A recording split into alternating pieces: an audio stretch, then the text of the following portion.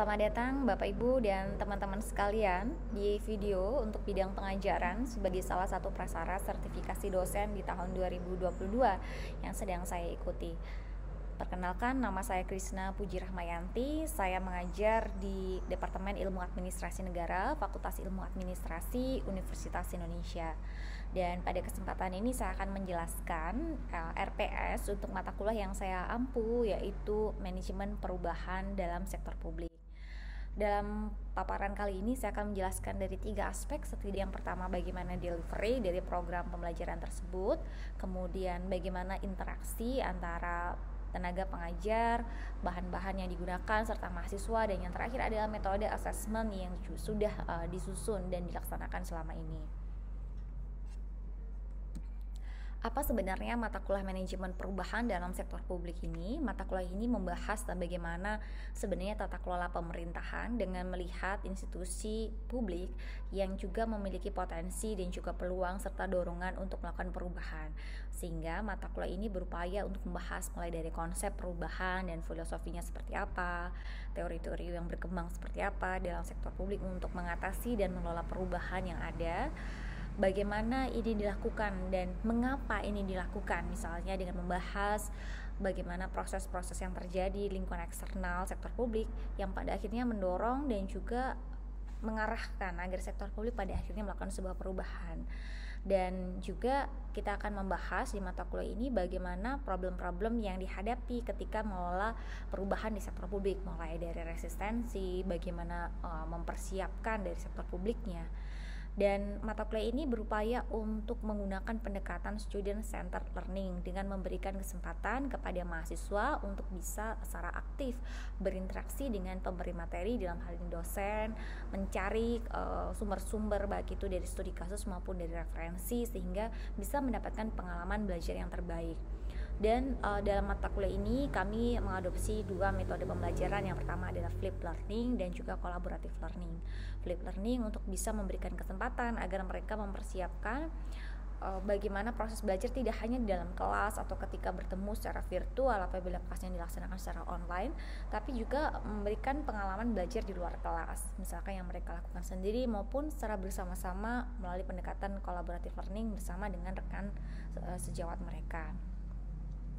Berbicara tentang deskripsi mata kuliah, dan juga pada akhirnya kita didorong untuk bisa memahami sebenarnya mata kuliah ini disusun untuk apa. Itu kenapa di sini saya akan menjelaskan capaian pembelajaran mata kuliah dan sub capaian pembelajaran mata kuliah yang diharapkan setelah mengikuti mata kuliah ini, mahasiswa itu bisa mampu melihat dinamika perubahan dari sektor publik, mulai dari konseptualnya hingga bagaimana di lapangan, seperti kita mempelajari karakteristik sektor publiknya, dinamika dari lingkungannya, tahapannya seperti apa jika ingin melakukan perubahan, apa saja fungsi-fungsi yang bisa dilakukan, hambatan apa misalnya resistensi dan inovasi yang harus dilakukan, dan bagaimana kalau ingin membuat manajemen perubahan sektor publik itu terus berlanjut gitu, sehingga kapasitas sektor publik itu terus berkembang.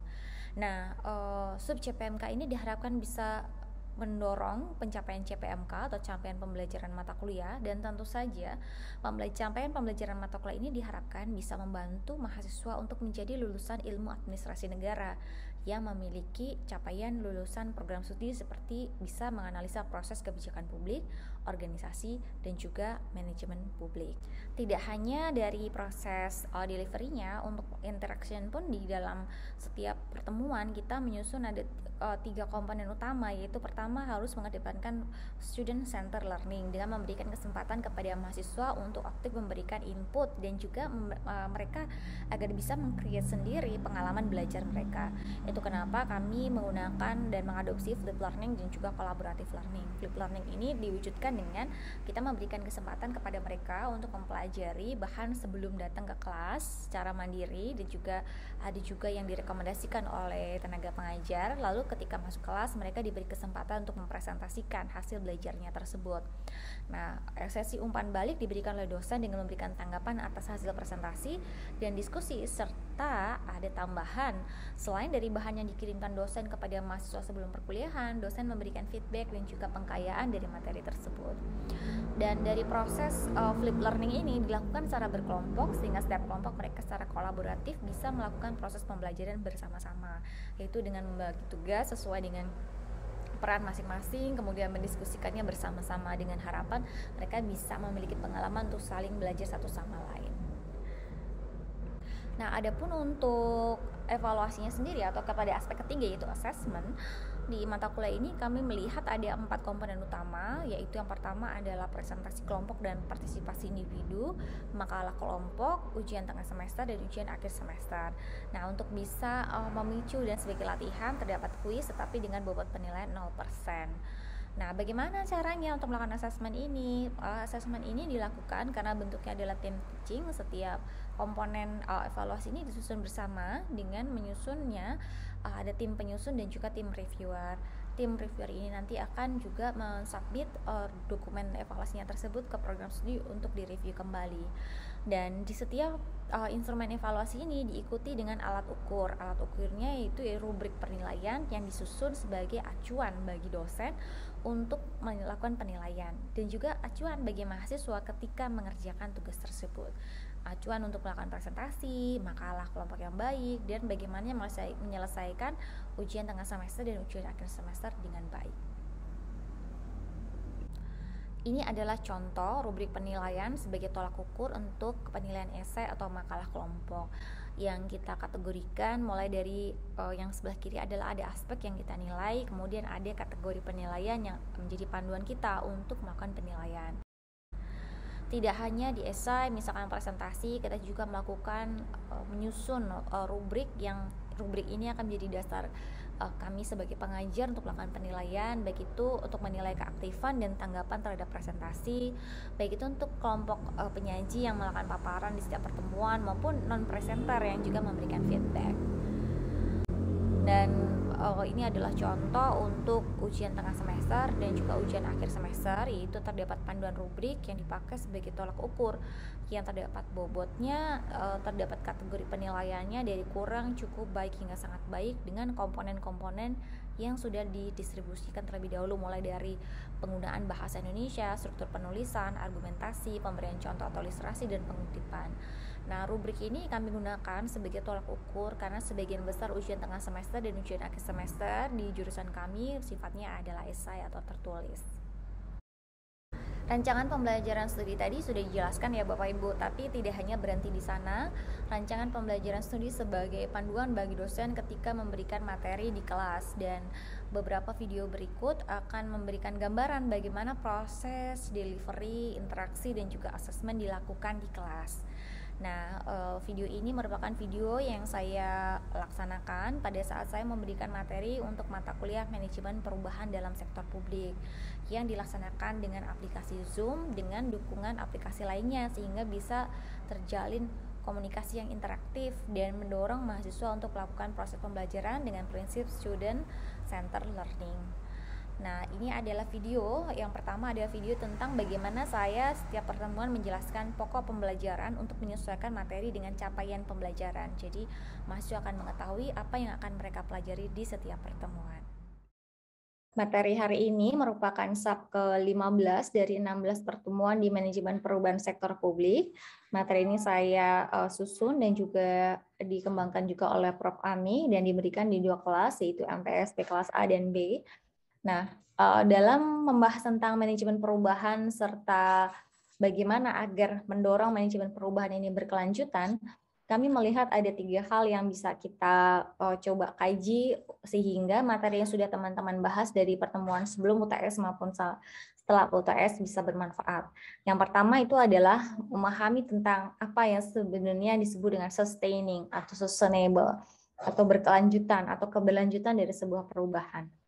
Lalu yang kedua, mengidentifikasi elemen dari perubahan yang bisa meningkatkan keberlanjutan dari inovasi dan perubahan tersebut, sehingga tidak hanya mendorong perubahan, tapi juga bisa memahami bagaimana cara agar perubahan tersebut bisa terus berjalan. Dan yang ketiga adalah memahami tantangan dalam mendorong manajemen perubahan yang berkelanjutan tersebut, terutama di sektor publik. Selamat siang teman-teman semua. Kita akan mulai kembali untuk paparan hari ini terkait dengan inovasi dalam perubahan sektor publik. Materi hari ini merupakan materi di pertemuan ke-14 dari 16 pertemuan di mata kuliah manajemen perubahan sektor publik.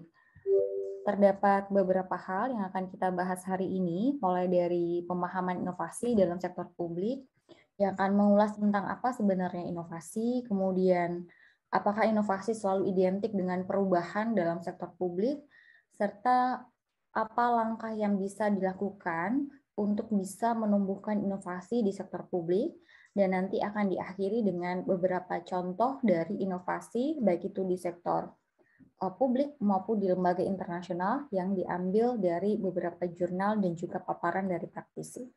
Dalam pembelajaran student center learning, saya mempercayai bahwa interaksi dalam proses pembelajaran merupakan hal utama, apalagi bagi mahasiswa. Belajar bukan hanya mendengarkan, tapi bagaimana mereka aktif juga berkontribusi. Terutama bagi saya yang mengadopsi dua metode belajar, yaitu flipped learning dan collaborative learning, maka diharapkan mahasiswa mampu untuk melakukan proses pembelajaran secara mandiri. Sebelum perkuliahan, mereka melakukan proses belajar, menyusun dan membaca dari materi yang sudah saya sediakan. Pada saat perkuliahan, mereka memaparkan apa yang sudah mereka pelajari secara berkelompok. Dan di beberapa video berikut akan terdapat beberapa bukti interaksi dalam proses pembelajaran dari mata kuliah yang saya berikan di mata kuliah manajemen perubahan dalam sektor publik. Apa saja itu, mulai dari bagaimana mereka aktif bertanya, memberikan respon ketika ada paparan, kemudian bagaimana ruang diskusi dibuka, bagaimana proses presentasi yang mereka lakukan dan mendapatkan feedback, kemudian bagaimana ide-ide kreatif mereka muncul dan saya memberikan masukan atas ide-ide kreatif perubahan yang mereka usulkan, bagaimana kita membentuk ruang interaksi tidak hanya di aplikasi Zoom apabila secara online, tapi juga menggunakan beberapa aplikasi lainnya seperti Mentimeter dan aplikasi-aplikasi lainnya memudahkan kita berinteraksi dan mengirim pesan. Termasuk diantaranya adalah bagaimana kita menggunakan LMS ya, emas, untuk bisa memberikan proses belajar yang lebih mudah bagi mahasiswa. Nah, Bapak Ibu sekalian, strategi pembelajaran yang saya lakukan seperti tadi sudah dijelaskan di depan itu adalah dengan melibatkan mahasiswa dengan menerapkan prinsip student center learning. Dan di sini tadi terdapat dua metode belajar yang juga dilakukan, yaitu flipped learning dan juga collaborative learning. Di strategi belajar ini Bapak Ibu bisa melihat bagaimana mereka secara berkelompok bisa memberikan paparan ya dari setiap materi yang sudah saya berikan terlebih dahulu, bagaimana guidance-nya dan juga ruang lingkupnya. Nah, mungkin sebelum kita bahas lebih lanjut, mungkin teman-teman bisa tulis di kolom chat apa sih yang dimaksud dengan berkelanjutan ya, sustainable. Apa sih yang dimaksud dengan sustainable change atau perubahan yang berkelanjutan atau berkelanjutannya mungkin. Terminologi berkelanjutan itu apa sih maksudnya? Ya, ini sudah masuk beberapa, jangka panjang, tidak ada akhir, tidak sementara, terus-menerus, terus-menerus. Oke. Bagus sekali.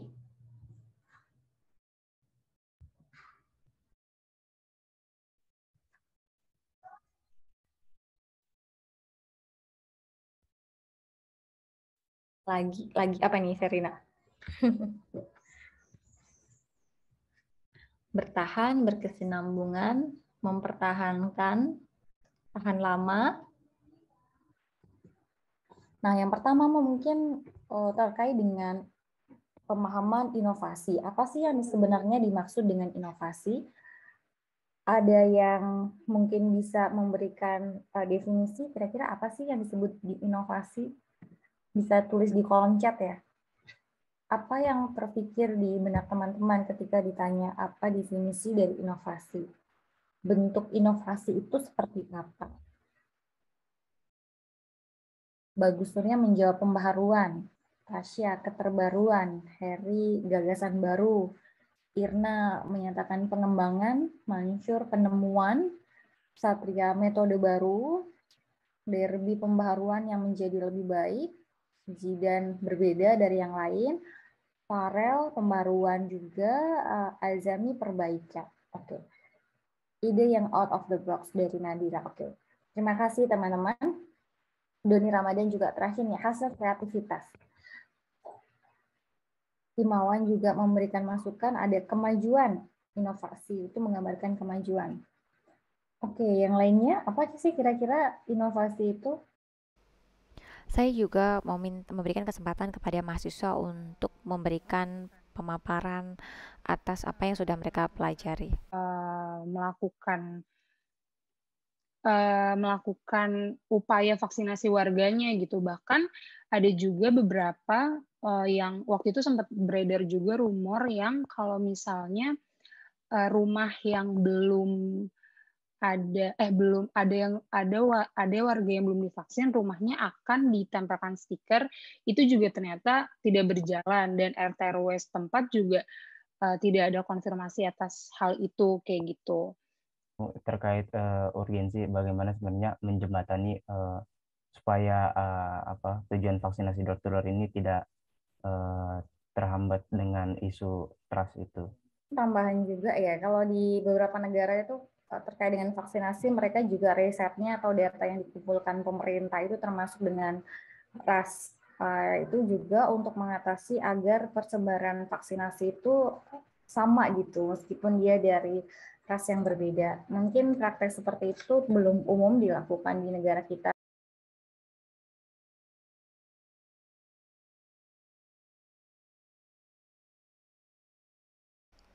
Sebagai gambaran bagaimana cara saya memberikan materi di kelas, berikut sedikit cuplikan dari perkuliahan yang saya berikan. Dari apa yang sudah teman-teman share tadi, sebenarnya muncul juga ya, kalau dilihat di kamus itu berlangsung terus-menerus. Tadi ada banyak yang menjawabnya. Terus-menerus nih, Heri Setriawan terus-menerus, Syahra juga bilang terus-menerus. Bertahan, berkesinambungan ya, juga ada ini juga menyampaikan demikian. Tahan lama, ada tadi Hansa mungkin ya bilang awet ya. Awet, jadi berlangsung terus-menerus berkesinambungan. Mungkin kita sering mendengar kata sustainable development ya, yang sering muncul dan juga kita dengar sebagai terminologi yang menggunakan kata sustainable, berkelanjutan. Sehingga tidak heran tadi banyak juga yang menggunakan atau mendefinisikan, memperhatikan dampak terhadap sekitarnya, termasuk terhadap lingkungan. Nah, kalau dalam konteks manajemen perubahan, sustainable di sini kita ambil dari yang sebelah kanan ya, bagaimana proses perubahan ini sifatnya berlangsung terus-menerus ya, berkesinambungan, awet gitu ya, jangka panjang, orientasinya ke depan gitu ya, beberapa tadi disebutkan demikian. Kenapa ini terjadi? Jadi dalam manajemen perubahan sendiri itu seperti yang teman-teman pelajari dari awal, berbagai tipe perubahan di banyak konteks itu memang ada pergeseran perubahan dari yang sifatnya discontinue ya, hanya pada satu aspek, hanya pada satu episode atau 2 episode saja, tidak berkelanjutan, menjadi perubahan yang sifatnya continuous, berkelanjutan, evolving ya, saling memperbaharui, bisa berkembang gitu ya, incremental, sedikit-sedikit gitu ya perubahannya. Nah, arah perubahan ini, arah perubahan atau pergeseran ya, dari yang perubahan organisasi yang sifatnya discontinue, episodik dan intermittent, menuju perubahan yang lebih continuous atau evolve dan juga incremental tadi.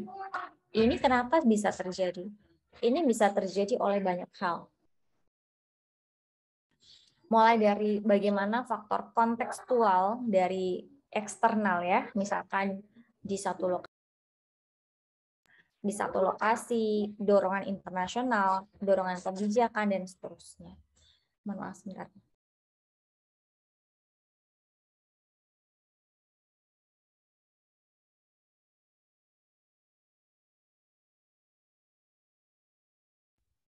Baik. Kita lanjutkan bahwa definisi berkelanjutan tadi sama seperti yang sudah teman-teman sampaikan, mulai dari terus-menerus, berkesinambungan, dan seterusnya. Dan kalau dilihat dari teorinya, benarnya ada yang menganggap bahwa terdapat pergeseran ya dari manajemen perubahan yang sifatnya satu waktu ya, satu term, episodik, menjadi perubahan yang berkelanjutan, terus-menerus, involve dan incremental. Dan semua ini terjadi salah satunya diakui karena faktor kontekstual eksternal. Jadi ada faktor eksternal yang mendorong perubahan itu tidak hanya episodik saja, tidak hanya pada waktu tertentu saja, tapi perubahan harus dilakukan secara terus-menerus. Perubahan harus dilakukan secara berkesinambungan. Dan kenapa harus ada perubahan yang terus-menerus? Karena faktor eksternal itu sifatnya uncertain. Faktor eksternal sifatnya tidak bisa diprediksi. Faktor eksternal tidak hanya diam di ruang vakum, tidak ada perubahan. Tapi faktor eksternal juga mengalami perubahan. Mulai dari kebijakan misalnya, kebijakan di tingkat nasional, kebijakan tingkat internasional, ekonomi, sosial, politik, teknologi, dan seterusnya, yang sifatnya uncertain. Ada perkembangan. Mereka tidak ada pada ruang yang stabil ya, yang ternyata mereka sendiri dalam arti faktor eksternal tadi terus berubah. Sehingga sebagai sebuah organisasi, kita harus melakukan perubahan karena lingkungan yang dihidupi atau lingkungan jadi tempat tinggal dan tumbuh organisasi ini adalah lingkungan yang terus berubah, continuously changing environment. Jadi lingkungan terus berubah, maka organisasi juga harus melakukan perubahan. Itu kenapa muncul paradigma continuous change yang sifatnya emergent dan juga sifatnya evolve ya, dia terus berkembang karena adanya faktor eksternal. Faktor eksternal tadi disebutkannya uncertain ya, bisa volatility dan juga turbulensinya tidak bisa diprediksi gitu ya teman-teman. Tidak bisa memahami dan juga memprediksi apa yang akan terjadi pada faktor eksternal itu. Sehingga perubahan itu bukan perubahan yang episodik sekali waktu dan selesai, tapi perubahan itu adalah sebuah proses yang ongoing, terus-menerus terjadi dan tidak ada titik akhirnya. Nah, atas dasar atau perspektif tersebut, kalau dalam teori perubahan, kita mengenal ada yang namanya planned change dan continuous change. Dan model tradisional dari manajemen perubahan itu menganggap bahwa perubahan itu adalah perubahan yang direncanakan, yang ada pada satu episode ya. Jadi ada unfreezing, ada change, ada refreeze, selesai. Baru kemudian unfreezing, change, dan refreeze. Seperti yang dikemukakan oleh Lewin di tahun 1951 yang menjadi dasar munculnya force theory ya, force field theory, yaitu bagaimana resistensi itu muncul atau keseimbangan itu muncul dalam perubahan karena ada yang resisten dan ada yang mendorong. Nah, tapi ternyata ada kritik atas teori unfreeze, change, dan refreeze ini yang menyatakan bahwa meskipun mayoritas organisasi, sebagian besar organisasi bisa mengaplikasikan manajemen perubahan yang periodik dari unfreezing, change, dan refreeze selesai ya, tetapi pada konteks continuous change tidak terdapat proses refreezing. Jadi tidak ada proses yang calm down ya untuk mendorong sustainability. Tapi sebenarnya di refreeze ini adalah proses change berikutnya yang mengindikasikan bahwa prosesnya tidak selalu gitu ya, tidak selalu tepat ada step unfreeze, change, dan refreeze, tapi perubahan itu bisa didorong menjadi freeze, rebalance, unfreeze. Ya artinya dia langsung masuk ke tahap unfreezing lagi, bahwa perlu ada nih ketika ada satu perubahan, setelah ada rebalance atau change, mereka menyadari perlu ada perubahan baru gitu ya. Jadi tadi misalkan contohnya Mansur mengusulkan ada perubahan penggunaan super apps untuk digitalisasi pelayanan. Ketika ada perubahan dari sisi teknologi, tidak cukup pada perubahan teknologi langsung selesai, tapi harus ada proses unfreeze bahwa kompetensi dari ASN harus mengikuti teknologi yang sekarang digunakan. Kompetensinya harus ditingkatkan, sehingga prosesnya menjadi continuous change. Tidak hanya satu project plan change selesai, tapi perubahan itu terus-menerus, berkesinambungan, berorientasi ke depan, gitu yang tadi teman-teman sampaikan. Nah, pertanyaan berikutnya yang muncul yaitu bagaimana caranya mendorong continuous change yang bisa mendorong perubahan itu bisa berkelanjutan dan berlangsung dalam jangka panjang. Ini memang menjadi topik riset yang sangat beragam ya teman-teman semua. Yang kalian lihat di slide ini hanya beberapa dari sekian banyak riset yang mengulas tentang elemen apa yang perlu didorong untuk mendorong keberlanjutan dari perubahan.